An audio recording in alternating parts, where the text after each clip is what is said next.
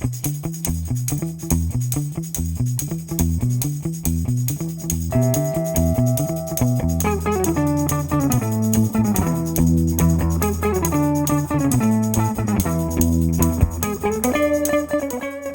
to Pure RawSportsCast. I'm Steve Duffy, your host, and this is a segment we call Stuff with Duff. Never get tired of the strains of Jesse Roper. And my guest tonight, I've got three guests, and we're all going to talk racing, motorsports. First of all, Cole Sorensen. He's the voice of the racetrack at the West Shore Motorsports Park, formerly Western Speedway. Tracy Sesford in the middle. Tracy's an old-time racer and a sprint car push truck. And George Jensen, old-time racer and sprint driver racer, who came oh so close to winning the Daffodil Cup this past weekend. Gentlemen, welcome to the show. And first of all, Cole, 1 year left at the track, or just over a year left at the racetrack at the West Shore Motorsports Park. Yeah, they have until September of 2022, I believe, is going to be the last race weekend. I think the 15th of September. Which is pretty sad considering all the history out there, and I think it's almost closing up on 70 years of racing out there that unfortunately is going to wrap up at the end of next year. Any murmurs on what possible set resurrection? We've heard one or two different kind of rumors at this stage, but that's pretty much all that it has been. I know the people that purchased the property did give $2.5 million for relocation, which, in the West Shore is not a huge chunk of money, but, it's better than them not giving us anything, which has happened with a lot of racetracks, and, a lot of places have shut down around, the U.S., Canada, around the world, and they haven't even been given that option of relocation. So even having that conversation right now is a pretty positive thing. I guess with the closure of this track, there'd be one more track left on Vancouver Island. Is that correct? Yeah, Saratoga Speedway up in Campbell River, which actually was just bought. Both tracks were up for sale last year, so it was looking pretty gloomy for a little bit. And then the Layton family, Rob Layton, who owns a non-wing sprint car and a wing sprint car, which were both in competition. One of them was in competition at the Daffodil Cup that was going on this past weekend. He bought it and put in multi-million-dollar renovations, paved the pit area, and it's probably one of the nicer racetracks in the Pacific Northwest right now. So even though Western or West Shore is closing right now, we still have a solid, viable option up just south of Campbell River. Tracy Sesford, you belong to the Old Time Racers Association, and you were racing this past weekend. You told me you had to change your transmission 4 times. I had the transmission out 4 times. The last race we were out there, I was having clutch issues. I couldn't get it into gear with the car running. So after that race, which I still did good, I qualified second and finished second in the heat and second in the main. So I was happy with that. But when we got the car home, I pulled the trans out, and the clutch was literally falling out. There was 2 bolts holding it in place. 3 of the bolts had backed off over halfway, and one of them was broken. So we have a great sponsor in True Slinger Service. He stepped up and bought us a brand new clutch and new flex plate, and we put it in, and I just couldn't get it working right for the Friday show. We had it at the track, and we had the transmission out of the car 4 times on Friday trying to get it fixed, trying to get it figured out. And it turned out the problem was me not having my brother there anymore. That was always Terry's thing, and I wasn't aware of a shim pack built inside the clutch that you could adjust. So we kept going in and out, in and out, in and out, and then I talked with, we were trying to hash it out, try to figure it out, and I talked with my nephew Troy Carbuck, and he says, "Well, what about the big shims?" And I said, "Well, what big shims?" But that was always Terry's thing. He was very happy to do that kind of thing, and that was his expertise. And it really made me miss him more than ever. But I'm glad I'm back out there because I've been out of it for all racing for 15, 16 years, and it's been 25 years since I was in an old timer. And my brother Dan says, "Well, let's get back out there. It's been a long time since you've been behind the wheel." And he bought a car, and I said, "Okay." I'll get in it, and we've done really well. Been in the trophy dash a few times, second fast, third fast. I think I've top 5 every night. So even I hate to bring this up, but it's money. Money. Racing is a money sport, Yep. and often you're on a string of a budget, and you rely so heavily on those sponsors, do you not? Oh, absolutely. We would be done for the year if it wasn't for Vern stepping up and another sponsor stepped up this time, Rebel Rentals. He stepped up and helped, and just for a new clutch and a flex plate, that's almost $2,000. Wow. George, you were contending for the Daffodil Cup this past weekend, and I understand it was on the last turn that you ran into problems. Is that correct? Yeah, I don't run a sprint car. I run the old timer. Yeah. I won Friday night, and I was going for back-to-back wins on a Saturday night. And last corner, I looped it out coming out of the corner for checkered flag. So it's one of those things you never know about racing. And all I can say is the car came back in one piece, and it's fast, and I'm really happy with it. So it's very important when the car does come back in one piece, is it not? Oh, it sure is. I got 3 of them, so when all 3 cars come back in one piece, I'm pretty happy. I remember the old days of when Reg Midgley ran the joint. I guess Frank Willie owned the place, and they used to bring up the NASCAR Northwest Series, Jimmy Fox and all those guys. They were quite the evenings, and I guess the comparable evenings there now are the big rigs. They seem to draw a lot of crowds, don't they? Yeah, the big rigs have been drawing a lot lately. You know, they haven't been able to run, and they didn't get to bring any cars up or trucks up from the U.S., but the Alberta boys came out, and they put on a great show up in Saratoga and here at West Shore Motorsport Park. So it was really good. Cole can vouch for that. I think it was quite the show. It's quite exciting, and watching those big rigs go around that track, it's pretty amazing. Now, it's 0.4 of a mile, is it not? Yes, yeah, it is. And I remember long memories. The Western Speedway demo nights, they seem to be the big crowd attraction. My daughter was little. She said, "Let's go watch the crashy cars, Dad." And everybody loved the demo hit to pass racing. Yeah, it's a healthy balance of both. It kind of alternates. You have demo, the hit to pass stuff one weekend, and the more the stuff you don't want to crash the following weekend. And both of it has both of those types of racing have really good following. The demo nights are some of our busiest nights. Those are the ones where it's absolutely packed. But we were just talking about the Daffodil Cup on Friday or on Saturday. It was pretty much a sellout for that. The wing sprint cars are probably one of the biggest draws of the year. Those cars are incredibly fast. You mentioned it's a 0.4 of a mile track. At the end of the front straight, they're like touching 200 kilometers an hour somehow. And the guys that drive them are pretty talented individuals. And then you have the classes like what George and Terry run, the Old Time Racers Association. I think there are almost 20 of those things out out there this weekend. It was 19.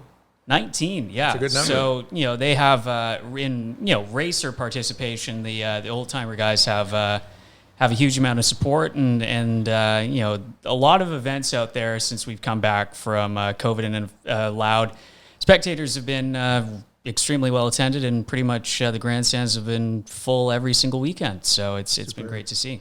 I have to ask Tracy and George, are kart racers or race car drivers athletes, in your opinion? Oh, of course they are. You get into the NASCAR guys, and some of those guys are in amazing shape. Look at Jimmy Johnson. He runs a marathon and comes back and gets in a race car and runs it. They're definitely athletes. We're not as much of an athlete as what they are, because we don't do as many laps. We don't do 500 laps. We're down like 25, 30, 40 laps. And you still hustle those cars around. You still got to be in pretty good shape to manhandle them, that's for sure. Well, I know a few years back, Tracy, along with his brother Terry, had me come out practice night one night. I drove one of their old-time race cars, and I had to wear the fire suit in the hot evening in the summer. And those guys, they can lose 5 to 10 pounds a night, can't they? I've lost, I think it was 6 pounds one night after driving a Canada 200 years ago. Yeah, I ran down in Spokane, and it was over 100 degrees, and then you get in a race car and you put that driving suit on. I'll tell you, you definitely lose some weight.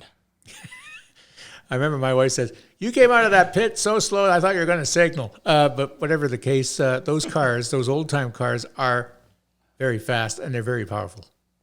Yeah, they're getting there. I know Tracy's excited about his new ride in the 04 car. It's fast, and he's jumped right back in. It looks like he hasn't missed a beat, being away for 25 years. I've been in the club for 30 years now, and my car was pretty good this weekend. And the thing about the club right now, there's probably about 10 cars that are really fast that can win a main event. It's pretty exciting. It's more fulfilling to have that competition than anything is to have that many cars to compete like they do. I remember years ago I used to watch NASCAR, and I got tired of Jeff Gordon seeming to win every Sunday. But it's not that way anymore. It's an even playing field now, is it not? I would. There's still an element of certain teams dominating, but I think it's a little bit more spread out than I think. If you're talking back in the 90s, where Gordon, I think in 98, he won like 13 races in one season. I don't think anybody's quite at the 13 race mark, but there's definitely still the Hendrick Motorsports, the Gibbs, the Team Penske's, where they're kind of winning in and out, but they have 4 cars on the team instead of 2 back in the day. So yeah, Roush kind of sucks right now. So actually, they've dropped off the face of the earth a little bit in the performance department. But I think it's more spread out amongst the teams because you see teams with more cars, more drivers, and you do get more wins with different drivers switching it up. But it always does seem to be kind of the 3 or 4 teams that those drivers come from. Yeah, and where you guys race, Tracy and George, is the playing field level? Is a competition there? Oh, for sure, it's there. Go ahead. Oh yeah, just this year, and just watch. You can watch our videos. We got a guy out there, Shane Ward. He's out there every weekend videotaping all the races, and you can see them on YouTube. And I've been watching. Of course, I watch them every time. But I've been watching them, and you used to be able to have one car just quite often will pull away. Not happy to say it's my nephew and Terry's old car. Quite often he would just get out on his own. But now with everybody, you take a look and you watch these videos. Like 2 races ago, not this weekend, but the one prior, 2 weeks before, me, Troy, and George, you could have thrown a blanket over us for I don't know how many laps. Like it was, and we weren't just nose to tail. We were inside, outside. It was an awesome race. Yeah, it's really fun to watch, and it's more fun to be in it. That's the first thing I say when I get out of the car. If I talk to Cole, that was fun. I mean, that's what it's all about. When you get 2 cars like me and Troy ran door handle to door handle. He was on the outside of me for probably 12 laps, and Tracy right behind me looking for a hole on the inside, trying to make it 3 wide. But the old veteran here wouldn't let him underneath me. But it was pretty tough to do 3 wide at Western. Western track. It happens a lot. It happens a lot. Cole, track announcing. My livelihood has been the gift of the yap, and you at the track call the races, and everybody loves it. It's like a play-by-play for auto racing. How does one hone that? You do it every single weekend since you're. What was I, 14 when I I started shadowing Rocky Horn, who was the previous track announcer. Rocky was kind of wanting to take some time off, obviously, after doing it for so long. And they were trying to find a replacement. And I, for whatever reason, walked up to him one night and was like, I want to do that.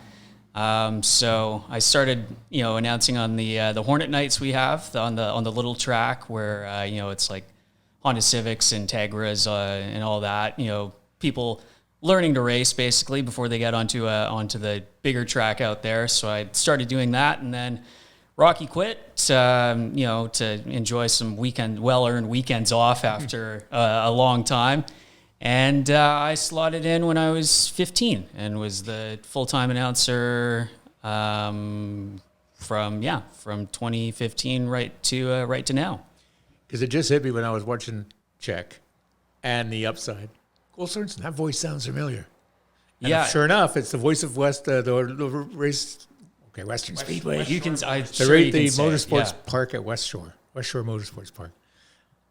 The racetrack in a roundabout way kind of led to that opportunity. I went to BCIT because everybody told me I should be in broadcasting, and then graduated. And fortunately, graduated from BCIT. That was fortunate too. And then Jeff King from the sports department at Czech managed to get a hold of me, and they had an opening, and I slotted right in before the pandemic. So I had about a month of sports reporting, and then the upside happened. So I do all the kind of fun feature stories that it's a nice break from some of the other news that we have to deal with during the pandemic. And yeah, it's been a cool ride over the past year. How has the pandemic affected racing at track?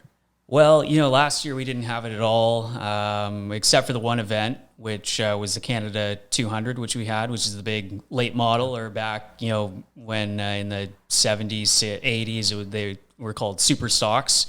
The 200 is a really big race, and we fortunately had it on Czech live last year, flag-to-flag coverage, as well as all the way back to, all throughout Canada and down in the States on Rev TV in Canada. And then we had it on Speed Sport TV, which is a subscription-based TV service down in the States as well. So in a weird way, even though we didn't have any spectators and it was our, one event, it was probably the most watched event in Western Speedway history with, I think we had 110,000 people watch it tune in for at least a minute, and for like a half-hour block, average 48,000 people watching it just in BC. So, yeah, it was pretty cool to have that. So in a roundabout way, COVID, gave us this cool opportunity, and we're doing it again coming up in 2 weeks. The race will be on Czech, and fortunately, we'll have people in a full pit area. So that was my next question. You guys, especially George and Tracy, racing in front of people. That's got to be accounting for a lot of what you do. Oh, for sure it is. You always want to race in front of fans and, the cheers and all that sort of stuff that goes on, and the booze and and everything you get. You sit there and watch NASCAR and you hear Kyle Busch get booed, but doesn't happen very much here. I like Kyle Busch. It's really neat to have fans in there, and it's a big part of racing, right? Yeah. The whole thing, the whole family aspect of it. Families coming out to watch, and your family being there racing. So I think it's a huge part of it. A few years ago, I went to the track. I guess it was for the Canada 200, and I was on my own. My wife stayed at home, and Tracy and his family were in the stands. And they said, "Come sit with us." Oh, so I did, and it was just great to see the fandom in there. They were very passionate. They're knowledgeable fans. They know they're racing, and know all the drivers too. Yep. Sorry. One thing that we didn't mention that they're doing now, they've done it, I don't know how many years, but they call it Fan Fest. After qualifying, and we all take our cars to the front stretch. Yep. Park them out there for 20 minutes, half an hour? Yeah, around 20 minutes. It depends how long, if there's any delays in the racing, but everybody parks their cars out for 20 minutes or so, and the gates get open, so anybody who buys a ticket can go down, look at the race cars, talk with the drivers, get a signed hero card, get stickers, sit in the race cars, and it's a cool chance for the fans that wouldn't normally get to get over into the pits during the actual race before the action all starts to have that interaction. And as always, you can, if you hang around for the entire thing, you can go into the pits afterwards for free as well, and kind of keep track of how your favorite driver did at the start of the night and at the beginning of the night. So that it's a pretty unique way where you can kind of interact with people, right up close and so personal, where you wouldn't maybe get that in other sports. Yeah, I have 2 seats in my car, and one of my favorite things is when they come down, I let any little kid that comes up says, "You want to sit in the race car?" Yeah, and they get in the car, and there's either a brother or sister in the 2 seats, or they've had 3 or 4 of them in there at one time, and parents are taking pictures, and the kids got huge smiles on, and it's a highlight, because a lot of those kids, they would never come down. They would never be down after a race night because it's too late for them. A lot of times the parents would have to take them home before the last main event or something like that. But now the kids really get involved, and they come in and they just love it. And that's honestly, being back, that's one of my favorite things out there. I mean, obviously getting behind the wheel and going fast and turning left, but having that fan base and having those kids come down and just seeing the excitement in them, because I remember as a kid, a lot of times we go down to the pits afterwards and they say, oh, don't touch the car, it's hot. Or don't, oh, don't do this. Now it's like, get in it, climb in it. Yeah, exactly. I think that's a big part of all the drivers enjoy, that the kids and the fans get to come down. And it's funny, a few years ago I had hero cards, and now you look and everybody has hero cards, and it's everybody, you like watching the kids come around and they've got like 10 or 12 cards of all the different drivers and all the different class of cars. So it's, I think it's a big part of racing to let them in and enjoy seeing the cars up close. And, those are the future racers that you're showing all this stuff to. So, George, correct me if I'm wrong, but weren't you often the most popular driver? I don't think so. Who said that? I don't know if I'm in the most. I've been around for a long time. I've been in old timers for 30 years, and I've got 57 wins. Friday night was my 57th win in old timers. But that's just been a club that I got into, and I just was attracted to the racing and how everybody's treated the same in the club. And when we go down south and we travel as a family, and we travel like you see 10 or 12 old timers traveling together down in the States on I-5. It's just, I can't say electric. It's just, it's just so much fun. And we don't get to do it as much as what we can. There's only about 5 or 6, 7 cars that go down now. But out of us going down there, they have started 2 groups down there. There's one in Spokane, and there's also one in Oregon that strived and came from the OTRA club. So we've got 2 sister clubs. And how many clubs can say they have sister clubs and have cars that run pretty well the same rules that we do? So that just makes it more exciting and more fun, right? Tracy and George, I've got to ask you, what's going to happen after next year with you guys? We're going to continue racing. We're going to race Saratoga, and we got Penticton, we've got Agassiz, we've got the tracks Spokane, Wenatchee, and Roseburg. It will take us in an instant beat because they have the cars there that match up. So, I'm hoping that we can go down to Roseburg and have like 30 cars or more with their cars, our cars, and Spokane cars, and have one race. Or even like if Wenatchee will set something up and have, we could have an amazing old timer show. Cole, what about you? When this all ends next year, what will happen with Cole Sorensen? I'm not 100% sure. Maybe I'll probably be up at Saratoga watching the action. It might be a nice change, a relaxing break. But, it's something that I've done since I was 6 months old. I think I was up in the grandstands out there at the Speedway. My dad's crewed on, wing sprint cars, non-wing sprint cars. We've been involved sponsoring cars, just kind of helping out here and there with a few different race cars throughout my time in racing. So it's always something that I'll love, and always something that I'll make sure to try and be a part of. I can't see myself not being a part of racing in some way. I got to ask a very naive question. Does Neil Montgomery still race the sprint cars? Unfortunately, Neil passed away back in March, but his sons, Trevor and Jeff, were some of the best.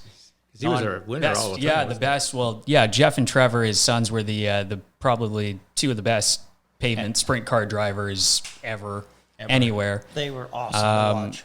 What's the horsepower of those machines? Roughly? Around 700? 800 probably. 800. Yeah, right around there. And then they weigh around 1,500 pounds with 800 pounds of downforce. So, wow. Hold on. Yeah, exactly. I remember a few years back, I was in Tracy's truck. It was a push truck. And he says, you operate the lights. So I operate the lights. And when those things cut in, man, you could just feel the horsepower blowing on your vehicle. Yeah, they so much so that I'd forget ground. to turn the lights off. Yeah, those things are probably my favorite type of race car. There's nothing like a wing sprint car. Watching one of those races out there, they're pretty impressive machines. They create their own wind. Actually, if you're up in the stands, you notice the flagman when he goes to wave the flag, he doesn't even have to wave the flag because there's so much air being disturbed by the wings that you can pretty much stick it straight out and the flag sticks out on end. The old vortex. Exactly. I think the sprint cars are the world's fastest race car out there. I think they did a thing back in the States there. They had Formula One, they had IndyCar, they had a sprint car, and sprint car kicked everybody's butt out there. I think. Yeah, it has a better power to weight ratio than a Formula One car. So. Better downforce. No, just a better power to weight ratio. Okay. So a Formula One car has around the same kind of horsepower, but it weighs... Because they spend gazillions on downforce, Formula One, don't they? Yeah, you could run those actually upside down in a tunnel. On the roof of a tunnel, and it would stay stuck is how much downforce they have. So they haven't found a tunnel. They joke that the only reason they haven't done it is they haven't found a tunnel long enough for them to actually try it out. So... Someone will in Dubai or something. Yeah, they'll build one in a mall or something in Dubai. Yeah, when they run a road, like a street course somewhere, they have to weld the manhole covers in place because there's such force, it would suck them right out of the ground. Yeah, they had that actually in Baltimore. They had an IndyCar race, and they had some tram tracks. And they were actually going, they thought it wouldn't disturb them, but they have a flat bottom on them, the IndyCars do. And they sit so far to the ground that when they hit the tram tracks, it would actually pick the front end of the car up, and then the wing would catch it, and it would slam the car back on the ground. So they had to put in a little chicane before so that the cars wouldn't actually take off midway through the straight. Yeah, I know that in the old days when I used to watch Formula One, I said, this isn't boring because you got one car on a television screen, and then 15 seconds back is the second car. Nowadays, it's more competitive. I think Netflix has done a great job of showing the behind the scenes stuff that goes on, because that's half of the fun of racing is the behind the scenes stuff. And especially, being out at Western and getting to know all the different dynamics of everything, it makes it a lot more interesting going into a race when you know the behind the scenes going into what it means for each individual driver. And the same thing with Formula One, Netflix having a film crew follow around all these teams being like, that guy doesn't like that guy because he is dating so-and-so's ex, and when they get together on the track, this isn't personal. It's personal, and this guy got fired from this team and all that. But Formula One goes through spits and spurts of being interesting once you get like a Verstappen versus Hamilton style rivalry, or a Senna versus Prost. Those kind of things are what makes racing interesting in all forms is the rivalries. One of my favorite segments when you watch a NASCAR race is when they go to the cutaway car. Yeah. And it's all computerized and all Larry stuff. Mack. They show you. And then now next year they go into their next gen car. Yeah. And they're going to the car I saw. I actually went onto YouTube 2 nights ago and checked them out.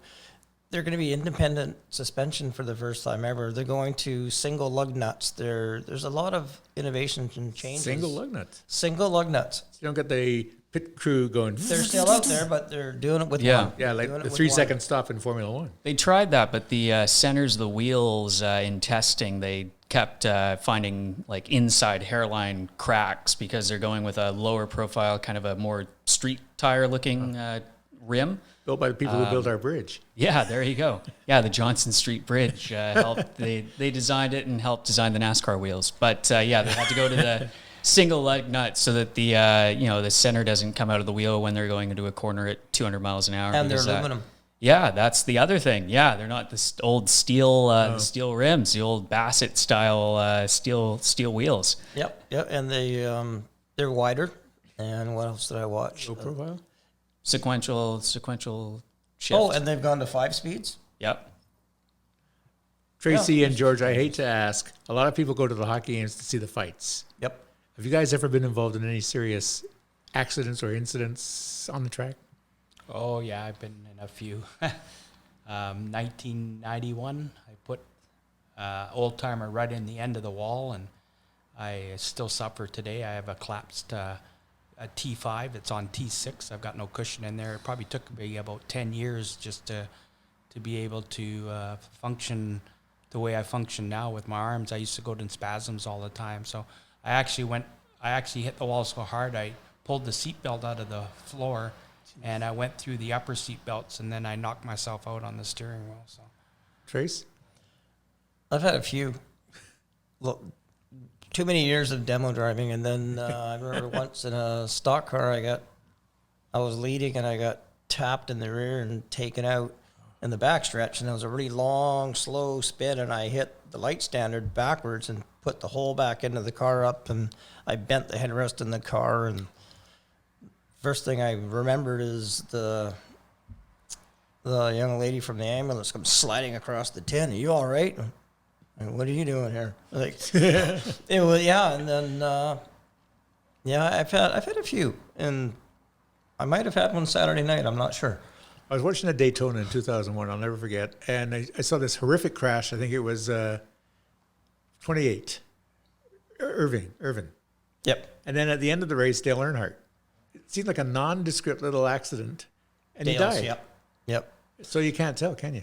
No, that brought on a lot of safety innovations. That brought on the Hans device that we all wear now. It's a collar that goes over your shoulders and attaches to your helmet. It's to stop your head from Bouncing pulling around. forward.